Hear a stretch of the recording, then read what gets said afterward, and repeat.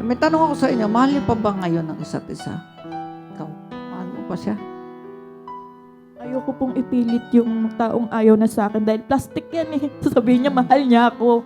Pero mahal mo pa rin siya dahil tatay siya ng Mahal tatlong niya anak. ako. Tapos magpapaawa, effect na pabiktim yan eh. Mahal niya ako. Tapos sabihin, nilulokoy niya ako.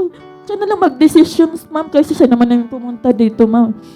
Siya una nagsumbong dito eh. Nga po. Oo. Ano pang decision mo? Para patas, nais namin marinig ang panig mo.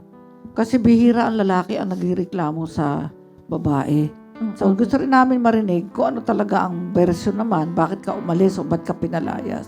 Okay, ikaw, mahal mo ba yung asawa mo? Nahirapan na po siya magsinungaling kaya pinalaya. Siya nahihirapan magsinungaling? Dahil niya tinatago kasi. Ikaw, wala kang tinatago. Wala pa akong tinatago. Alam ng Diyos yan. Hindi kayo sumasagot sa tanong ko. Sa tanong, isang sagot. Mahal mo pa siya, hindi na. Mahal ko yan. Mahal mo? Sure ka? Ba't mo pinalayas? Yun nga po natakot ako sa sarili kong galit. Nasa mabuting wala na Hindi, siya. umamin ka na. Ikaw ang nagpalayas. Sabi mo sa amin, lumayas to. Pinalayas mo pala. Kasi the point is, Oh. bumalik siya para sa mga bata. Hindi, kahit anong mang dala kong sa kanya, dapat panindigan niya na mahal niya yung mga bata. Kaso po, hindi niya pinanindigan na mahal niya yung mga bata.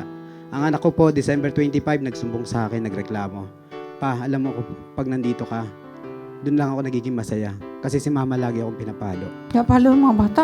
Sinungaling yan. Ha? Pangalan. Ma'am, Bawal yun. dinidisiplina ko yung anak Child ko. abuse Sasabihin yun. niya, ma'am, sinasaktan ko, dinidisiplina ko. Tapos pag pinagsasabihan ko yung anak ko na, ma'am, nakikisabat siya. Nawala ng respeto sa akin mga anak ko dahil pag pinapagalitan ko yung anak ko na mali yung ganito, ganyan ginagawa, bigla naman siyang e-epal, ma'am. Magsasabihin niya sa akin, ba't ginagawa ng mga bata, ganyan, ganyan. Parang ako na yung mali sa mundo. Ayaw ko, sige, kayong ikaw mga na bata. mag-decision, ma'am. Kayong dalawa para kayong mga bata. Alam, sa totoo lang, dapat, kayo magkakampi sa pangangaral sa anak. Totally. Pag nangangaral isa, huwag kang sasabat. Kasi hindi sa igagalang ng mga anak mo. Huwag kang makialam. Ikaw naman, bawal anti-child abuse law, Republic Act 7610, makukulong kayo pag nananakit ng anak. Ma'am, yung ano lang po, yung disiplina lang po yun, Kahit ma'am. na ano Pero sa disiplina, kanya po- sinaktan mo yung mga bata? Hindi po, palong ano lang po yun, nanay, ma'am. Normal lang po. Bawal yun. mamalo ng bata ngayon, may batas tayo. Ikaw naman, Sa kanya- bawal malakit ng asawa. Apo. Alam mo bakit? May Republic Act 9262, pwede kang makulong. Kahit ngayon, pwede magkaso siya. Ikaw naman, pwede mo siyang kasuhan ng anti-child abuse law. Di pareho kayo makukulong, mawala kayong trabaho. Ay, ang utak eh. Puro na lang sarili niya iniisip niya. Tapos pa-victim siya na siya yung kawawa. Kawawa naman niya. Papaawa ka ba? Eh, hindi naman sa mukhang kawawa. Ang laki niya, no? Tsaka mukhang maton yung mukha niyan. O, tignan mo. Hindi mo nakakaawa yung mukha niya, no? Tingnan mo. Hindi talaga yung nakakaawa. Pero pa-victim talaga palagi yan. Victim. Hindi yan nakapagtrabaho dahil sa akin. Panood mo ba yung reklamo niya sa'yo sa hashtag pala? Nga, mukhang kawawa siya eh. 700 na ng pera. Samantalang hindi niya ako pinauwi. Na pinagbayad niya ako ng wifi, tubig, kuryente. Tapos hindi niya ako pauwi. Saan ako titira? Walang kapera-pera nun. 7 days pa bago ako makasahod. Eh, saka tumira nung lumayas ka. Nakitira lang po. Ay, nakakawawa ka naman. Di sana dito ka na lang nakitulog sa baw. Nangutang na lang ako sa ate ko. Ikaw, ba't naman natiis mo siyang kung saan na lang makikitulog? Nilagnat pa ako ng 3 days. Oh, naku. Ikaw, natiis mo. Mahal mo ba yan? Ina ng mga anak mo yan? 3? Babaeng inahalikan mo, babaeng pinakasalan mo, babaeng niyayakap mo, palayasin mo. Anong klase ka? Asawa. Tsaka kung suntukin niya ako, hindi niya naramdaman. Hindi ba niya ako mahal? Kung suntukin niya ako, bubugin niya ako. Pareho kayong guilty. Nakakainis Hindi. kayo eh. Gusto ko lang Isa kang nananakit ng asawa, isa nananakit ng anak. Balik ko lang po sa... Pareho kayo makukulong, sa totoo lang. Pwede kami magkaso sa inyong dalawa, hindi na kayo makakawi, papapreso ko na kayo. Ha? Kung hindi kayo nagpakatino.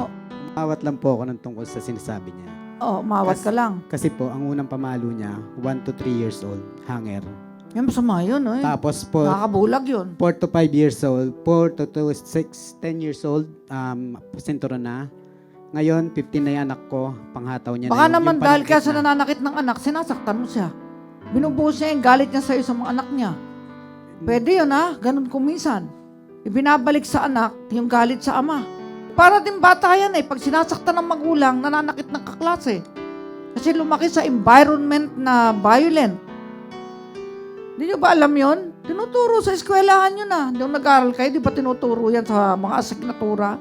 Tinuturo ko Ang naman po sa tinasaktan, kanya yung natututong manakit. Parang aso. Tadyakan mo aso, kakagating ka. Tao pa kaya? Hindi ako natutuwa sa ginagawa niyo. May mga anak kayo, mga mumunting anghilan, dapat sinupin nyo. At magpakatino kayo. Ikaw, Miles, may pangarap ka pa para sa 3 anak mo? Malaki po yung pangarap ko sa kanila. Kaya nga po, kapag walang trabaho yung asawa ko, nagtatrabaho ako. Tapos tumutulong na ako ngayon, kahit may trabaho na siya, parang kahit papaano, mapagawa namin yung bahay. Tsaka mapag-aral namin ng college yung mga bata. Ang ganda ng pangarap mo. Ikaw, anong pangarap mo sa mga anak mo? Pangarap ko sa mga anak ko makapagtapos ng college. Kaya nga, paano makakapagtapos kung solo ka? Kung tulong kayo, mapagtatapos nyo. Dadagsa ang biyaya sa bahay nyo pagpayapa kayo. Yun nga po sana. Pero kung away kayo ng away, lalayo ang Espiritu ng Diyos sa inyo. Lalayo ang biyaya. Tsaka, wala na bang puwang ang pagmamahal sa isa't isa? Alang-alang sa mga anak nyo? Wala na? Tapos na? Ganyan na lang kayo? Away, bate, away dito, away doon, bugbugan dito, bugbugan doon, ganyan? Yan ba gusto nyong buhay? Ganyan siya. Gusto niya tumanda siyang ganyan. Ay, ikaw, makapangako ka ba hindi ka na mananakit ng anak? Ma'am, paano po kami? Hindi naman po talaga ako nananakit. Ay, nangapas ka daw ng Disiplina. hanger. Hindi disiplina yun. Binabali ko lang po yun sa dingding sa panakot. Pero Hindi sa kanya tinatamaan kasi, sila. ginagawa niya akong Sayang yung masama. hanger, binibili yun, dinahingi sa daan yun. Ang bata, nakukuha sa pangaral. Sabay yakap pagmamahal. Iparamdam yung mahal nyo. At turuan yung magkaroon ng takot sa Diyos. Kahit wala kayo, magiging mababait na bata yan. Hindi nakukuha sa palo. Parang ikaw, pinapalo ka, nubugbog ka, nakuha ka ba sa bugbog? Hindi. Lumayo ka. Ganon din ang mga bata, lalayo loob sa inyo. Ano, ikaw? Ganyan ka ba magmahal? Pag nagalit ka, nainis ka dahil bungangere asawa mo, sagot na sagot, bugbugin mo? Ganyan ba ang tunay na pagmamahal? Ha? Hindi po. Ikaw? Wala naman siya pangarap sa Ikaw akin. ayaw mo nang sinasaktan ka, pero yung mga anak mo, sinasaktan mo ang loob.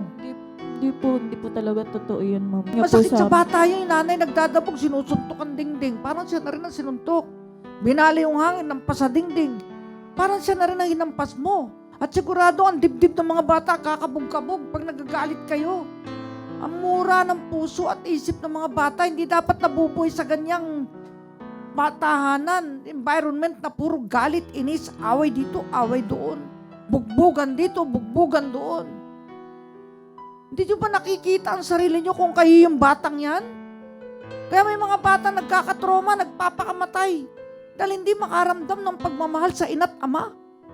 Isipin nyo kayo yung mga anak nyo. Ano magiging damdamin mo? Ikaw, Eddie. Nakikita nila, sinusuntok mo yung nanay nila. Nakikita naman nila, ikaw na sinasaktan mo yung mga kapatid nila. Ano magiging damdamin nyo kung kayo yun? Di ba sa golden rule, do not do unto others what you do not want to be done unto you. Kung ayaw mong gawin sa'yo, huwag mong gawin sa kapwa mo. Eh, anak mo yan eh. Laman ng iyong laman. Dugo ng iyong dugo. Sasaktan mo? Termang babaeng ito, 3 naging anak mo. Sasaktan mo? Bigay sa'yo ng Diyos yan eh. Kasal kayo, di ba? O, nanumpa kayo, magsasama sa hirap at ginawa. For better or worse. Hanggang kamatayan, until death do us part. Pero anong ginagawa nyo? Winawasak nyo ang isang tahanan na magiging pundasyon ng ating lipunan. Kaya nga po ako tumagal ng 15 years sa kanya. Tiniis Kahit mo na lahat. sinasaktan niya ako, kahit marami na akong nararamdaman sa katawan ko dahil sa pananakit niya. Nagtiis ako dahil para sa mga anak ko. Galing kasi ako sa broken family. Ayoko maranasan nila yung walang magulang at alam kong kailangan nila ng tatay, protection sa lalo na 2 yung babae ko. Akala ko kasi magiging maayos talaga kami. Kaya ang tagal kong nagtiis. Anong gusto nyo? Nandito kayo. Makulong kayo pareho. Kasi pwede ko na kayo ibiling sa barangay. Tumawag dito. Marami kaming pulis dito sa opisina. Hulihin kayo. Pag nananakit ka ng asawa mo, arestado ka. Nanakit ng anak, arestado ka. Anong gusto nyo? Asunto o areglo kayo? Maging maayos na lang po kami mag-co-parent sa bahay. Ayaw mo na magsama kayo. Baka patayin na ako niyan eh. Papatayin mo siya? Sana po nung nakita ko palang yung ebidensya, ginawa ko na. Pareho naman kayo may ebidensya sa isa't isa eh. Yung pare-delikto kayo eh. Alam niyo ba yung pare-delikto? Pareho kayong sinasaktan nyo ang sarili nyo at isa't isa eh. Pinagseselos nyo isa't isa. Sinasadya nyo. Sinusubok nyo ang gana ng pagmamahalan nyo sa isa't isa. Pati hindi nyo gunitain yung unang panahon na nagliligawan kayo. Yung mga panahon at gabi na nagkatabi kayo at kayo'y nakalikha ng mga bata. Alahanin yung nakaraan kung paano kayo nagmahalan para bumalik ang dati na tamis at hindi ganyang pait at galit. Alam mo, sa totoo lang, 15 taon, no, tumagal siya. Nakatatlong anak pa sa'yo. Ba, bira sa babae nagtitiis. Ibig sabihin, mahal ka niya. Mahal niya ang mga anak niya. Ay, ikaw, mahal mo ba siya? Mahal mo ba yung mga anak mo? Mahal po, marami po akong sinakripisyo. Ha? Natatawa ka, totoo yung sinasawa mo. Oh. Babaero ka pala eh. Iiwan ka nga na asawa mo. O ako Yun sa po, iwanan din kita. Ilan ba babae mo? Hindi po ako ng babae. Hindi, ayan o, nakikipag-girlfriend lang. Never. Nakikipag-chat lang. Never po. Lahat po na makakausap kong babae, tinuturo niya na kung ano-ano binasabi niya kagad. Ay, ikaw ganun din. Lahat ng kachat niya, sa lalaki niya. Hindi, ako po mabilis kailangan ko po ebidensya is malalim. Pagka hindi Anong po, malalim mong ebidensya laban sa kanya? meron po ako dito. Ano nga? Chat po. Meron silang picture? Ba? Ano? Ano to? May video din po niyan. May video din po ako dyan. Siya po yung gumamit ng ibang account dyan. Ibang account? Pero yung sa isang cellphone na yan, pinicturean ko na yung account niyang tunay at peking account niya magkakasama. Kailan to nung magkaaway na kayo? Yan po yung September 5 na nahuli ko. Pero hindi ko po tinuloy sa away na ano. Dahil mas pinakalma ko po sarili ko dahil Alin Hindi ko to? pa alam kung kaninong account yung ginamit. Kailan to? Nagsasama pa kayo noon nito? September 5. September 5 po yan. Kailan tayo nag-usap sa barangay? Ayaw mo pumunta, di ba? Kaya pala. Ma'am, matagal na po kaming hindi okay niyan. Nagsasama kami sa bahay. Tapos wala kami pakialam ng cellphone. Mm. Pero Napakailaman Meron mo. kang iba, meron din siyang iba. wala po Oh. akong May hanggang ngayon ba to boyfriend mo? Hindi. Wala naman kung anong ganyan na salita. Wala naman akong ganyan. Isang mo nakuha to, na-invento mong chismis to. Ito po yung ebidensya po niyan. Ha? Meron po dyan sa bandang taas. Ito po yung account niya, Christine. Yan po yung tunay na account niya. Ito po yung unang isang kasachat niya. Nakuha to. Sa page, sa cellphone niya po. Cellphone niya. Bakit mo nakuha yung cellphone niya? Naliligaw siya. Ano siya, siyempre, security guard, napagod, nagtitiktok, Oh. naiwan open. Eh sabi ko nga, Lord, ikaw na bahala kung ano man ang ginagawa niya, kayo na po bahala. Eh ang kaso, tsaka nag-open, at ang cellphone niya po, merong spy protector, yung may itim na pagka sa gilid, hindi mo makikita. Hindi po. Pero makikita mo pa rin pag nakaharap. Eh ang problema, na-open ko po. Bakit? Technician ka ba ng cellphone? Hindi po. Ano ka, IT? Ano kang ba trabaho mo sa factory? Machine operator po. Machine. Kaya mo i-operate yung cellphone. Kasi machine operator ka eh. Eh, paano ang gagawin natin sa buhay ninyo? Hindi mo ba siya mapapatawad kung hinang tawad sa'yo? Ano kaya ang susunod na mangyayari? Abangan ang mga susunod na kaganapan sa ating hashtag Palamediation.